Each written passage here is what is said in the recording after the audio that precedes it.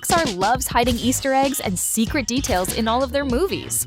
But did you know that Toy Story 3 can easily be considered one of the best movies for hidden secrets in the entire animation world? For example, one of the most terrifying characters in the entire franchise, Sid, that kid who destroyed toys for pure pleasure in the first movie, ends up returning, only this time he works as a garbage man. The proof simply lies in the fact that both characters wear the exact same shirt, plus the fact that the same voice actor voices both characters, proving that it really is Sid, just older. But the references to creepy things don't stop there.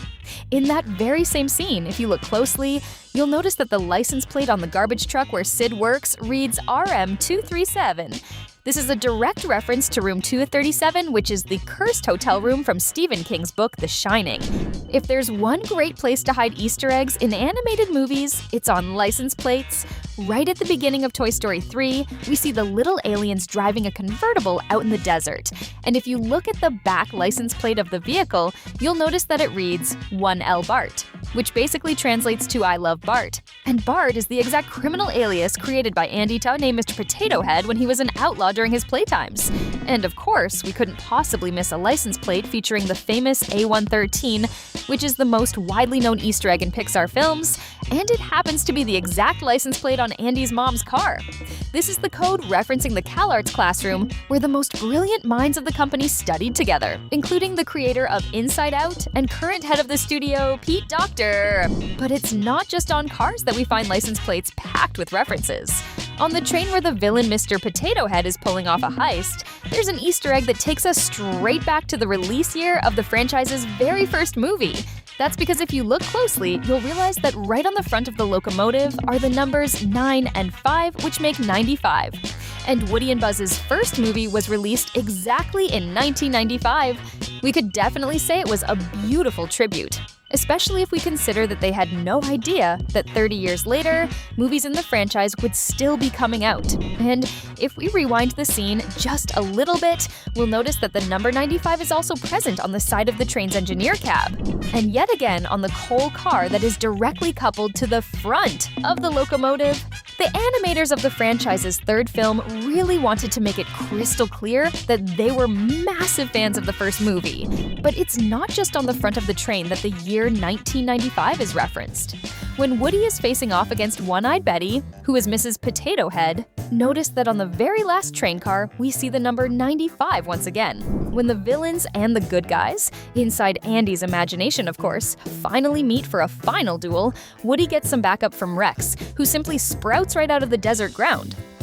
But the most interesting part isn't even that. If you listen closely to the toy dinosaur's roar, you'll think you've heard that exact sound somewhere before. And it's not all in your head, since the sound emitted by the plastic T-Rex is the exact same one made by the T-Rex that appears in the classic blockbuster Jurassic Park.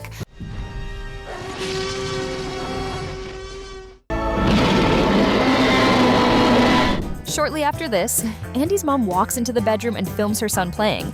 And it's through her camera lens that we can spot the nearly omnipresent reference in all Disney Pixar movies to the company's biggest character, Mickey Mouse. He's right there, on the wall clock, where you can barely see the most famous mouse in the world. Next, we see Andy watching a movie with his toys and eating popcorn. And the coolest thing about this scene, which isn't even an Easter egg but rather a really interesting detail, is that among these toys is Wheezy, that rubber penguin Woody finds tossed on the dusty shelf of toys meant for the yard sale in Toy Story 2. The detail about Wheezy is that he simply disappeared after this scene, never to be seen again in the remainder of the third movie, let alone in Toy Story 4. So much so that he is part of the current list of missing toys from the franchise that might actually make a return one day. Now seriously, after all these details and Easter eggs, I think we deserve your subscription, don't we?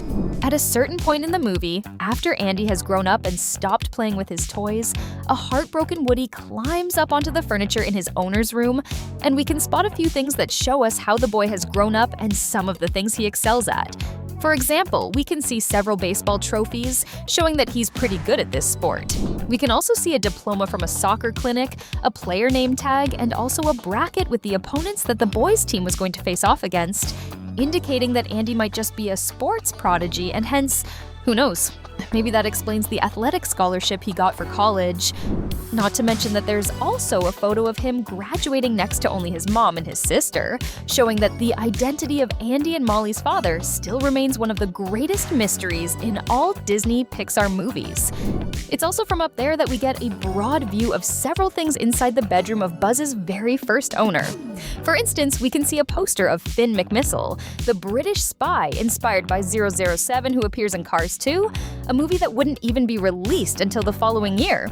Another poster in Andy's room also makes a nod to another Pixar supporting character.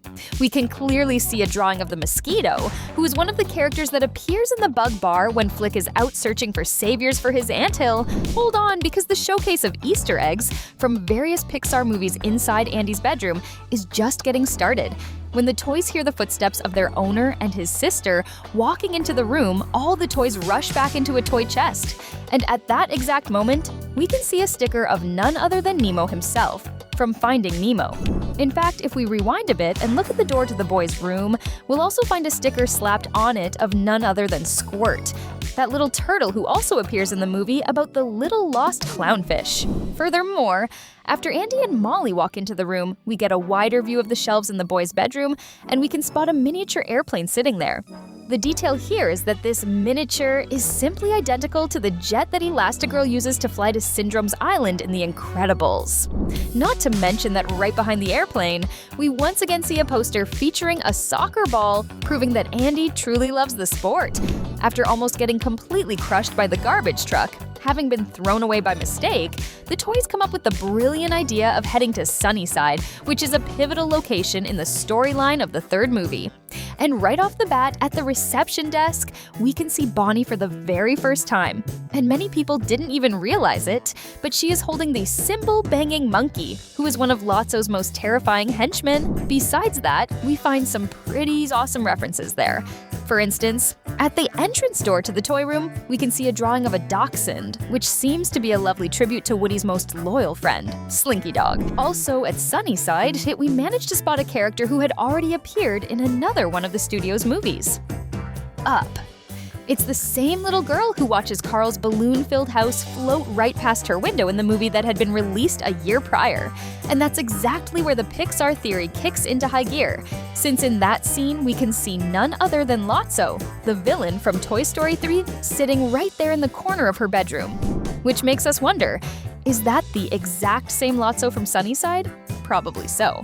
And among the toys that were already living at the daycare, we can spot a few familiar faces. For example, one of the trolls that used to belong to Andy was right there. They were the orphans who got trapped in the train car by One-Eyed Bart right at the beginning of the movie. Remember? We also find another character from Finding Nemo, once again. It's Mr. Ray, the singing school teacher of the little clownfish and his friends. Here we can see him in his toy version. Another movie that we find more references to in Toy Story 3 is Cars. That's because among the Sunnyside toys, we can spot a little red car with a yellow lightning bolt, which is obviously a clear-cut nod to Lightning McQueen, the protagonist of the Cars franchise. When Woody is trying to make his way back to Andy's house, he hitches a ride with the janitor, and he passes by a wall mural that has a cute green caterpillar painted on it.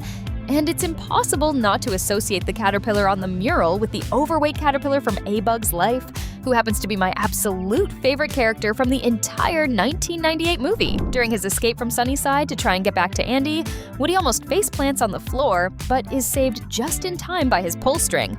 But the only Easter egg isn't even the fact that this scene is a crystal clear homage to the classic Mission Impossible scene.